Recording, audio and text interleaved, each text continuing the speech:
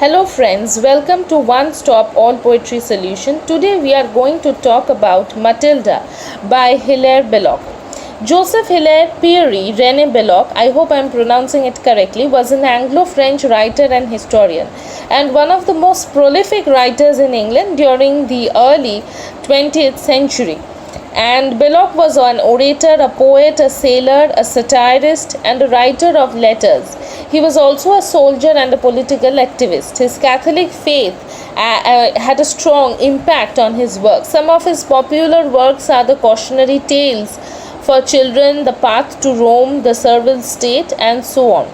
Matilda, the girl who told lies and who unfortunately died, had to give up her life because she told lies. This poem is one such poem, who was burned down to death.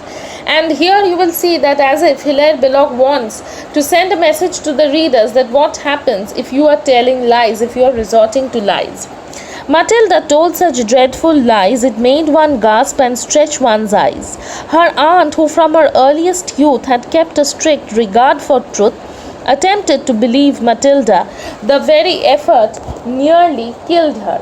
And in the last two lines also of the first stanza, it happened, you will see that it happened so that she, that is the aunt, discovered this infirmity.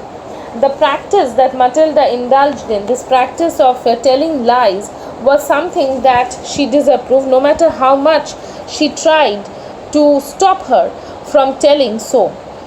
You will see that in those lines, though she asked her, she spoke truth, she encouraged her to speak truth, the surprise, the shock was very evident in the second lines, and would have done so had not she discovered this infirmity. She would have equally believed in her lies as she was speaking the truth, means her lies would have turned out to be truth the way she presented it to them, had she not discovered this tendency of Matilda. But previously she used to do that, and probably one effort of believing her nearly killed her, and after that she discovered what she was basically up to. For once, towards the close of day, Matilda, growing tired of play and finding she was alone, went tiptoe to the telephone, and the next few lines you will see in the following pictures also. And finding she was alone, went tiptoe to the telephone and summoned the immediate aid of London's noble fire brigade. Within an hour the gallant band were pouring in on every hand, from Putney, Hackney Downs and Bow. With courage high and hearts aglow, they galloped roaring through the town, Matilda's house is burning down. Let's read up to here, then we'll move on to the next lines. What she basically did was, once she was alone, all by herself, and finding nothing to do, what she did, she telephoned the fire brigade and called for their immediate help. Because this poem is set in London, that's why the reference is also to London's fire brigade and also the different places, Putney, Hackney Downs and Bow. These are all the different places, and the call was so urgent that was made by Matilda because of a mischief, that immediately the people, the fire brigadiers, the firefighters, they attended to her call, and they came rushing with courage high and hearts aglow. They were gallant men, they were brave fighters, and hearts aglow with lot of energy, with lot of enthusiasm, with lot of courage in their hearts, in order to save a little girl who was dreadfully who was worried, who was in danger. And they rushed from all sides, from Putney, Hackney Downs and Bow. They kept pouring in. They kept reaching Matilda's house from all sides. They galloped with courage high and hearts aglow. They galloped roaring through the town, Matilda's house is burning down. So that was their cry.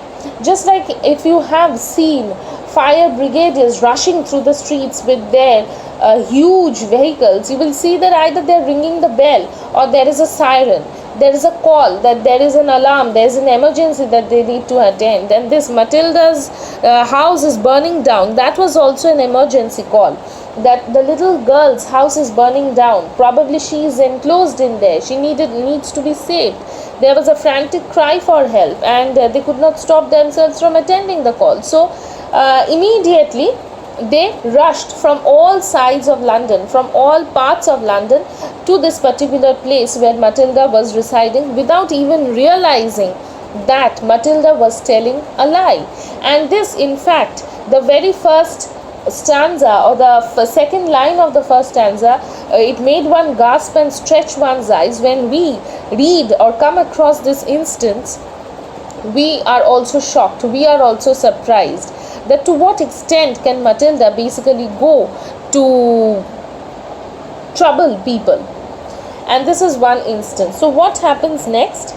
Inspired by British cheers and loud, proceeding from the frenzied crowd, they ran their ladders through a score of windows on the ballroom floor and took peculiar pains to souse the pictures up and down the house, until Matilda's aunt succeeded in showing them they were not needed, and even then she had to pay to get the men away.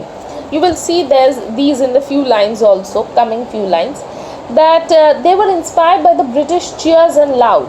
There was a huge hue and cry, the hooray cry, hooray not of excitement, not of victory, but the shout of emergency, the sound that people make when there is a chaotic sound, the sound that of move away from the path so that they can reach their destination, the ray sound, or the cry for attending them immediately. They need to move ahead. That shout was clearly audible in their voices. And they proceeded from the frenzied crowd, the crowd which had gathered round Matilda's house, because the news had already spread that Matilda's house was burning down. There was fire inside Matilda's house, and probably she was also there. She couldn't leave the place. The frenzied crowd, who were running helter-skelter, who were crazy, they were confused that what is happening. They ran their ladders, that is the fire brigadiers, they ran their ladders through a score of windows on the ballroom floor and took peculiar pains to souse the pictures up and down the house. The pains were peculiar because actually there was no fire. They took immense pain to douse the flames, to put down the pictures, to wash away the actual source of the fire, that the probable sources of the fire they thought that could have damaged them. But actually there were none. They kept on, they used their huge pipes to put the water inside the building, inside the houses, so that the pictures, the ballroom floor and everything, the fire, wherever it was, they were doused, because once the water reaches, then they could have gone inside and rescued Matilda. That was their plan, but Matilda had something else. But this was exactly generally what happens when a house or when a building is in fire. That's the emergency. So everything, they took peculiar pains to souse the pictures up and down the house, wherever it was located, and in showing them, until Matilda's aunt came and told them that yes, it was actually a false call made by Matilda, and she had to pay them also, because no one does service for free. And being so kind, being so noble, being so gallant, if they are taken for granted, if they are made fun of, that is very unfortunate. And Matilda's aunt could not just let them go, and unfortunately she also had to pay a price on behalf of Matilda. It happened that a few weeks later, her aunt was off to the theatre to see that interesting play, The Second Mrs. Tanqueray. She had refused to take her niece to hear this entertaining piece, a deprivation just and wise to punish her for telling lies. That night a fire did break out. You should hear Matilda shout. You should have heard her scream and bawl, to throw the window up and call. I'm just reading it together because it will be easier for you to relate.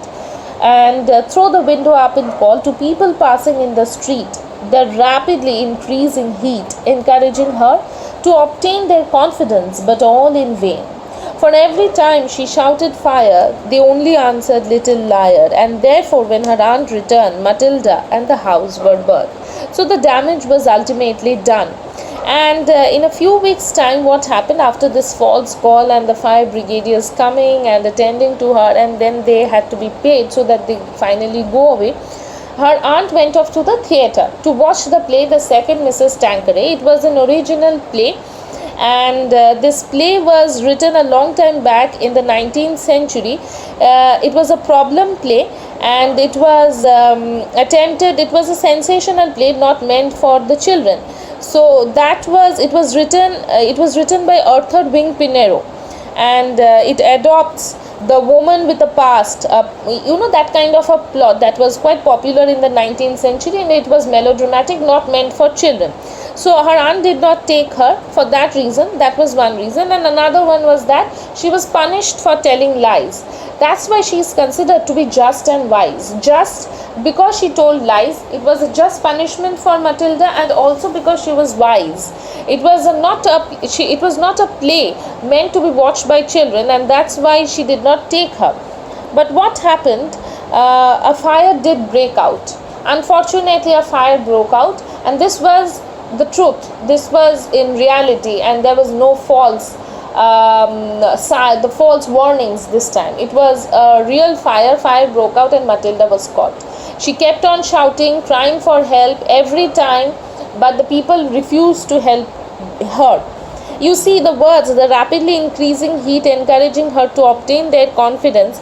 It is written in the brackets because it gives us, when we as readers are reading, it gives us a picture that this is what is happening at the background while Matilda is shouting and crying for help from the people. And for every time she shouted, she had told lies numerous times, and people failed to believe her. Not again. And every time she shouted, every time they only answered, little liar, little liar. And therefore, as a result, when her aunt returned, Matilda and the house were burnt. So that was how she was punished, but the punishment was too severe, though it was not fault of hers this time. This time it was not fault of hers. She was rightfully punished by not when her aunt did not take her to the theatre. But the house being on fire, and she probably being burned alive with no one coming to her rescue, because probably they thought that she was lying, just like the boy who cried wolf every time. The villagers used to rush to him, thinking that probably the herd of sheep were attacked by the wolves. Actually, it was not so. But and finally, when one day the sheep were attacked, no one came to his rescue.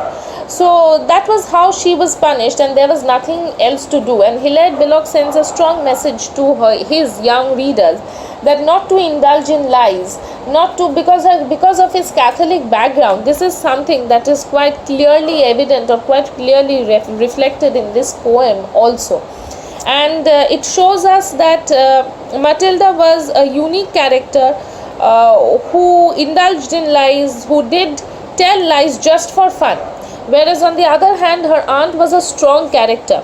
Her aunt indeed was a strong character who actually did not believe in lies. She was just, she was a wise woman, and she was strong.